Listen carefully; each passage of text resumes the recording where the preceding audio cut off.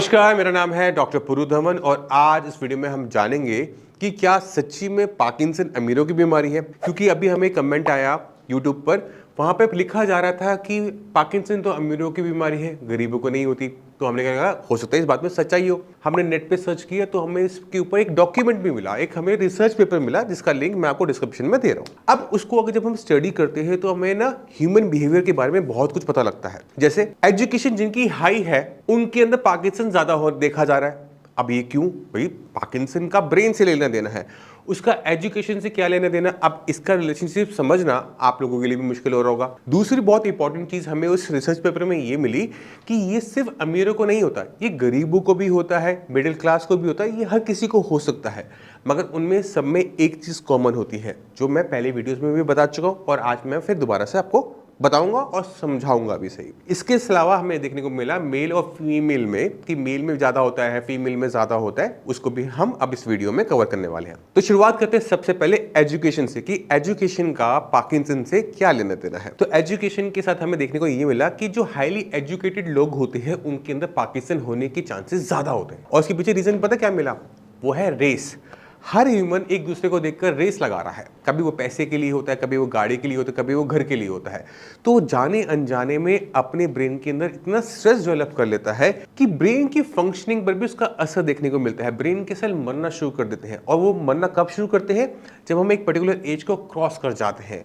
तो इसी वजह से जो लोग हाईली एजुकेटेड हैं, जिन्होंने अपने लाइफ को वो आराम नहीं देते, वीकेंड्स में घूमते नहीं है, लाइफ को एंजॉय नहीं करते, फैमिली में कोई डिस्प्यूट चल रहा होता है प्रॉपर्टी का लेकर, बहुत कोई लंबा चला गया, तो ऐसे केसेस के अंदर हमें पार्किंसन देखने को मिलता है। तो ये हमें देखने को मिला है, सच्चाई वाली बात। अब चलते हैं दूसरे इंपॉर्टेंट चीज के ऊपर कि इसका मेल फीमेल का क्या रिलेशनशिप है। तो ये मेल में ज्यादा देखने को मिलता है।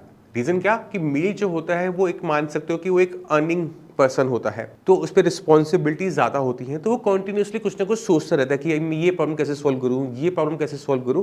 तो इसी वजह से हो सकता है कि मेल कैटेगरी के अंदर पार्किंसन हमें ज्यादा देखने को मिलता है इन कंपेयर टू फीमेल्स। ऐसे नहीं कि फीमेल्स में नहीं मिल रहा, फीमेल्स में भी देखने को मिलता है, मगर कंपैरिजन में देखा जाए तो मेल्स में ज्यादा है। अब चलते हैं अमीरों और गरीबों के ऊपर कि क्या इससे भी अमीरों में देखने को मिलता है, गरीबों की बीमारी नहीं है। ऐसा नहीं है, ये अमीरों में भी देखने को मिलता है उतनी ही मात्रा में, उतना ही ये मिडिल क्लास और लो क्लास में भी देखने को मिलता है। इसके पीछे रीजन वही सेम है कि हमने अपने आसपास अपनी प्रॉब्लम बना रखी है। मगर जो बिल्कुल किसान होता है, जो खेत में काम कर रहा होता है, मेहनत करके घर जाता है ना, उसके पास स्ट्रेस लेने के लिए कुछ बचता ही नहीं क्योंकि उसकी बॉडी इतनी एग्जॉस्ट हो चुकी होती है।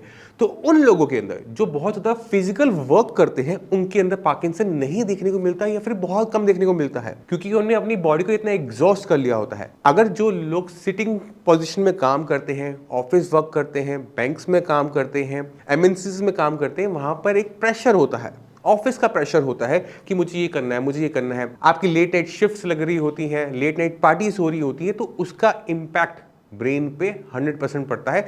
क्योंकि आपने पहले पूरी नाइट मस्ती कर ली, पूरी नाइट आपने मूवीज देख ली, मॉर्निंग में आप अभी थकावट आपकी खत्म नहीं हुई थी कि आपने नेक्स्ट डे काम पे जाना होता है। तो उसका इम्पैक्ट क्या होता है कि ब्रेन को रिलैक्स नहीं हो पाता।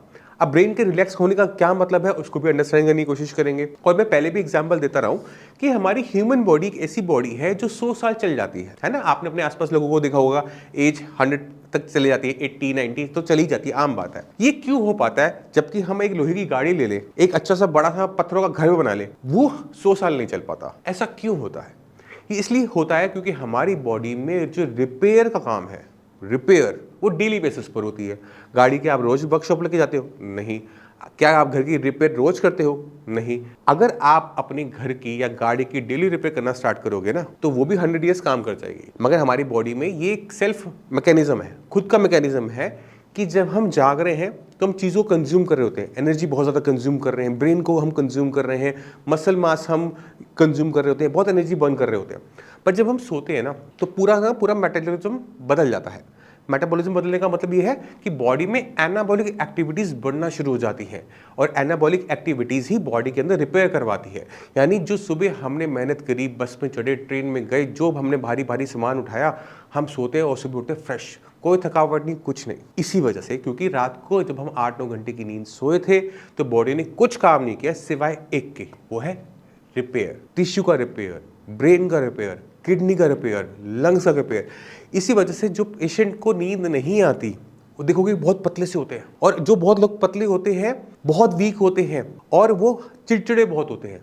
हर छोटी छोटी बातें उन्हें गुस्सा आना शुरू होता है। रीजन यही है कि उनका ब्रेन रिलैक्स नहीं हो पा रहा, भूख उनकी खत्म हो गई है, खाना उनको अच्छा लग नहीं रहा, किसी चीज़ में टेस्ट आ नहीं रहा। इसी वजह से वो हर चीज़ को लेकर थोड़े से इरिटेबल हो जाते हैं। तो हमारी जो नींद है, हमारी जो स्लीप है, या फिर हमारा स्ट्रेस का ना होना, वो बहुत इंपॉर्टेंट है। जब भी हम पेशेंट से मिलते हैं तो हमें कुछ चीज़ें कॉमन और भी देखने को मिलती है। जैसे मान लो कि फैमिली में कोई बड़ी मिस हैपनिंग हो गई, किसी बच्चे की डेथ हो गई, शौक लग गया, उस शौक की वजह से जो स्ट्रेस डेवलप हुआ कि मैं ये कैसे करूंगा, मैं वैसे क्या करूंगा, मैंने तो ये सोचा था, उसकी वजह से भी पार्किंसन बहुत स्पीड से देखने को मिलता है। एक और बहुत बड़ा रीजन देखने को मिलता है वो है रिटायरमेंट। 55-60 में गवर्नमेंट कहती है घर पे बैठो। इंसान जिसने पूरी जिंदगी 30 साल काम किया हो ना, उसको आप एक दिन घर पे बैठा दो, वो घर पे बैठ नहीं पाता। अगर आपका फ्रेंड सर्कल नहीं है, फैमिली में आपकी बॉन्डिंग अच्छी नहीं है, आप डेली से किसी से बात नहीं कर पा रहे, नए फेसेस को देख नहीं पा रहे, फिजिकल एक्टिविटी आप कर नहीं रहे हो, पार्क आप जा नहीं रहे हो, सोशल आप हो नहीं, डांस म्यूजिक में आपको इंटरेस्ट नहीं है, ऐसे लोगों के अंदर भी पार्किंसन देखने को बहुत ज़्यादा मात्रा में मिलता है। तो कहने का मतलब ये है, मोटी मोटी सिर्फ 2 चीज़ें हैं पार्किंसन होने की, स्ट्रेस और स्लीप का कम होना। अगर ये दोनों फैक्टर्स को आप निकाल दो तो पार्किंसन होने की संभावनाएं बहुत कम हो जाती हैं, जो कि हमें रिपोर्ट्स में भी देखने को और समझने को मिल जाता है। तो मैं चाहता हूँ कि अगर आपको कुछ जानना हो डीप, तो आप जो मैंने आपको लिंक दिया डिस्क्रिप्शन में, वो यूएस गवर्नमेंट की रिसर्च पेपर है, उसको आप एक बार ज़रूर पढ़िएगा। मुझे पता है कि आपको उसे समझने में और उसका मतलब निकालने में थोड़ी सी दिक्कत ज़रूर होगी, मगर इस वीडियो को देखने के बाद आप समझना शुरू करोगे, पढ़ना शुरू करोगे, तो मेरी कही भी आपको हर एक बात समझ में आनी शुरू होगी कि हमें ये रिच हाईली एजुकेटेड लोगों में क्यों देखने को मिलता है, क्यों हमें बिल्कुल पुअर लोगों में ये कम देखने को मिलता है, मिडिल क्लास में ये क्यों ज़्यादा मिलता है। सब आपको अपने आप समझ में आना शुरू हो जाएगा।